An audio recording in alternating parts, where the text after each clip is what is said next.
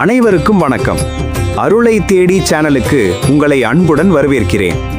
இறைவனின் அருளும் ஆசியும் நம் அனைவருக்கும் கிடைக்கட்டும். கோயம்புத்தூர் பீடம்பள்ளியில் அமைந்துள்ள மிகவும் புகழ்பெற்ற ஆன்மீக தலம் ஸ்ரீ கல்யாண வேங்கட ரமணா பெருமாள் கோயிலாகும். பீடம்பள்ளிக்கு மிக அருகிலேயே அமைந்துள்ள இந்த கோயில் அந்த பகுதியின் மிக முக்கியமான வழிபாட்டு தலமாக விளங்குகிறது. இந்த கோயிலை பற்றிய விரிவான தகவல்கள் இதோ. கோயிலின் சிறப்புகள். மூலவர் ஸ்ரீ கல்யாண வேங்கட ரமணா பெருமாள் தனது தேவியர்களான ஸ்ரீ தேவி மற்றும் பூதேவியுடன் பக்தர்களுக்கு அருள்பாலிக்கிறார். அதிர்ஷ்டம் மற்றும் நம்பிக்கை. இது ஒரு பழமையான கோயில். திருமண தடை உள்ளவர்கள் இங்கு வந்து வேங்கட ரமணா பெருமாளை வேண்டிக் கொண்டால் விரைவில் சுபகாரியங்கள் கைகூடும் என்பது பக்தர்களின் அசைக்க முடியாத நம்பிக்கை. சூழல். கோயில் மிகவும் தூய்மையாகவும் அமைதியான சூழலிலும் பராமரிக்கப்பட்டு வருகிறது. மன அமைதி தேடி வருபவர்களுக்கு இது ஒரு சிறந்த இடமாகும். முக்கிய திருவிழாக்கள். புரட்டாசி சனிக்கிழமைகள். புரட்டாசி மாதத்தில் வரும் சனிக்கிழமைகள் இங்கு மிக விமரிசையாக கொண்டாடப்படுகின்றன.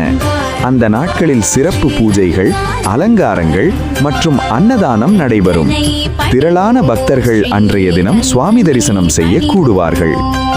வைகுண்ட ஏகாதசி. மார்கழி மாதத்தில் வைகுண்ட ஏகாதசி அன்று சொர்க்கவாசல் திறப்பு நிகழ்வு மிகவும் சிறப்பாக நடைபெறும். தரிசன நேரங்கள், அதாவது திறந்திருக்கும் நேரம். இந்த கோயில் காலை மற்றும் மாலை வேளைகளில் திறந்திருக்கும்.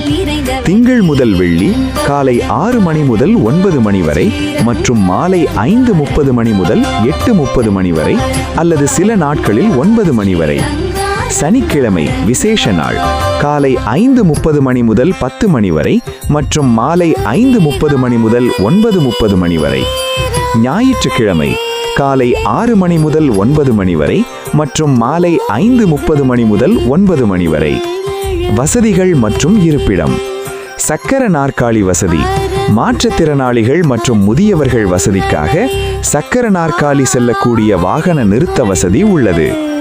இந்த கோயில் பீடம்பள்ளிக்கு அருகிலேயே இருப்பதால் அப்பகுதிக்கு செல்லும் போது நீங்கள் எளிதாக தரிசனம் செய்யலாம். இறைவனின் அருளும் ஆசியும் நம் அனைவருக்கும் கிடைக்கட்டும். இன்னும் நீங்க எங்க சேனலுக்கு சப்ஸ்கிரைப் பண்ணலனா பண்ணிருங்க, லைக் பண்ணுங்க.